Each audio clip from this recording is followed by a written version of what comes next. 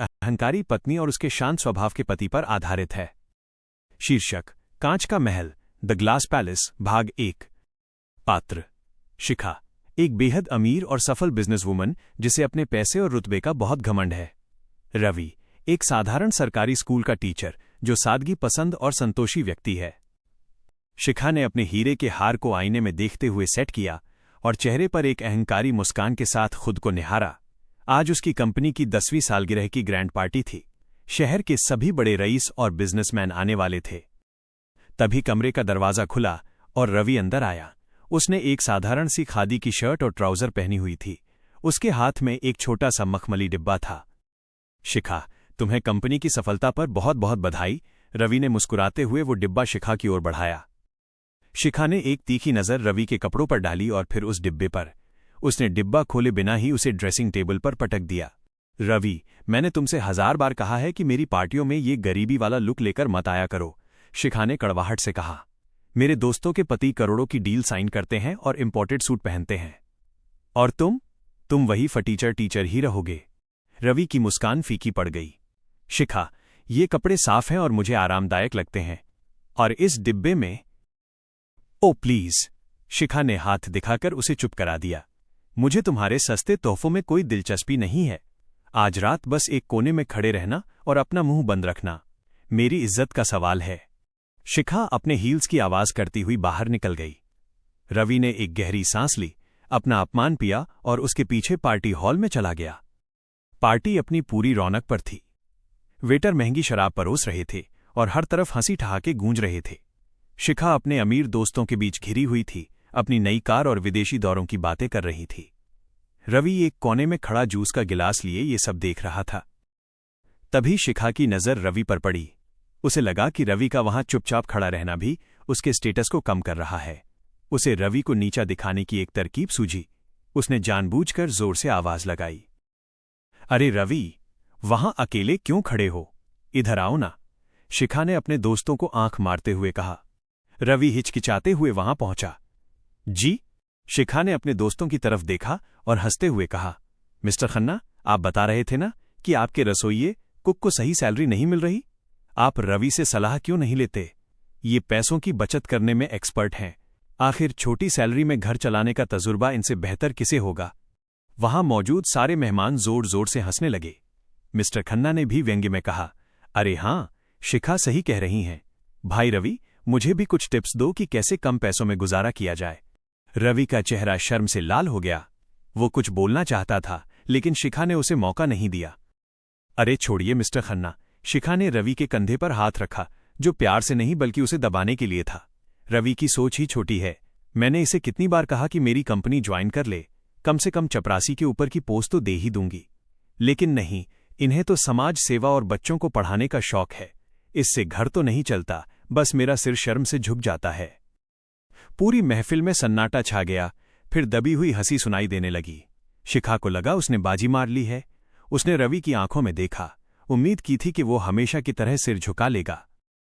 लेकिन आज रवि की आंखों में शर्म नहीं थी। आज उसकी आंखों में एक अजीब सी खामोशी थी जो तूफान से पहले आती है। रवि ने धीरे से शिखा के हाथ को अपने कंधे से हटाया। उसने अपनी जेब से वो छोटा मखमली डिब्बा निकाला जो शिखा ने कमरे में फेंक दिया था। उसने उसे टेबल पर रखा।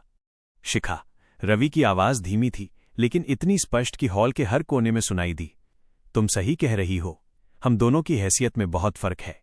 लेकिन आज मुझे समझ आ गया कि वो फर्क दौलत का नहीं बल्कि संस्कारों का है। रवि ने शिखा की आंखों में आंखें डालकर कुछ ऐसा कहा जिससे पार्टी का माहौल पूरी तरह बदल गया। हॉल में सन्नाटा था।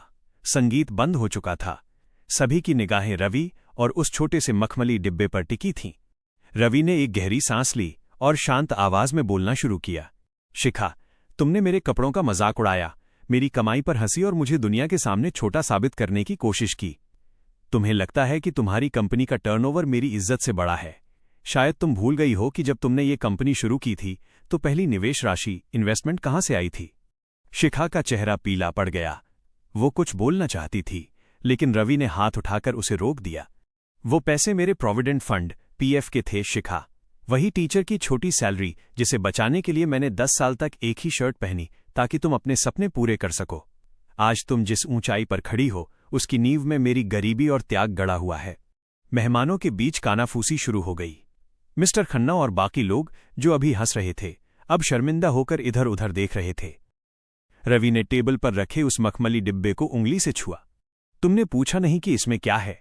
इसमें वो हीरे की अंगूठी है जो तुमने 12 साल पहले एक दुकान के शोकेस में देखी थी। तब हमारे पास खाने के पैसे नहीं थे और तुम रो पड़ी थी। मैंने उस दिन कसम खाई थी कि एक दिन ये अंगूठी तुम्हें दूंगा। पिछले 5 सालों से मैं हर महीने अपनी मामूली सैलरी से पैसे काट रहा था, ओवरटाइम कर रहा था, ट्यूशन पढ़ा रहा था, सिर्फ इस पल के लिए, ताकि अपनी सफल पत्नी को यह कह सकूं कि मुझे तुम पर गर्व है। रवि की आवाज थोड़ी भारी हो गई, लेकिन वो टूटा नहीं। लेकिन आज मुझे एहसास हुआ कि मैं गलत था। मैं जिस शिखा से प्यार करता था वो तो गरीबी में भी मेरे साथ खुश थी, लेकिन आज जो औरत मेरे सामने खड़ी है वो गरीब है, बहुत गरीब। तुम्हारे पास बैंक बैलेंस तो है, लेकिन दिल खाली है। तुम अपने पति का सम्मान नहीं खरीद सकी। रवि ने वो डिब्बा वहीं टेबल पर छोड़ दिया। ये अंगूठी अब तुम्हारे लिए है शिखा। मुबारक हो तुम्हारी दौलत, लेकिन याद रखना, कांच के महल में रहने वाले दूसरों पर पत्थर नहीं फेंकते, क्योंकि जब वो महल टूटता है तो चुभता बहुत है। मैं जा रहा हूं वहां जहां मेरी सादगी का सम्मान हो। रवि मुड़ा और बिना पीछे देखे हॉल से बाहर निकल गया। उसके जाते ही ऐसा लगा जैसे पार्टी की सारी रौनक चली गई हो। शिखा कांपते हाथों से टेबल की ओर बढ़ी। उसने धीरे से वो मखमली डिब्बा खोला। अंदर एक बेहद खूबसूरत हीरे की अंगूठी चमक रही थी, जिसके साथ एक छोटा सा नोट रखा था। मेरी रानी के लिए, जिसने कभी मेरे साथ जमीन पर सोना कबूल किया था, माइनस तुम्हारा रवि। शिखा की आंखों से आंसू छलक पड़े और उस महंगे डिब्बे पर गिरे। उसे अपने करोड़ों के हीरे अब कांच के टुकड़े लग रहे थे। चारों तरफ खड़े अमीर दोस्त अब उसे अजनबी लग रहे थे। उसने आज सब कुछ पाकर भी अपना सबसे कीमती इंसान खो दिया था। वो घुटनों के बल बैठ गई और फूट फूट कर रोने लगी, लेकिन उसे चुप कराने वाला, हमेशा साथ देने वाला रवि अब वहां नहीं था। कहानी की सीख, मॉरल: पैसा इंसान की हैसियत बदल सकता है, लेकिन उसकी असलियत नहीं। दोस्तों, अगर आपको ये कहानी अच्छी लगी तो वीडियो को लाइक करें और ऐसी ही और कहानियों के लिए हमारे चैनल को सब्सक्राइब जरूर करें।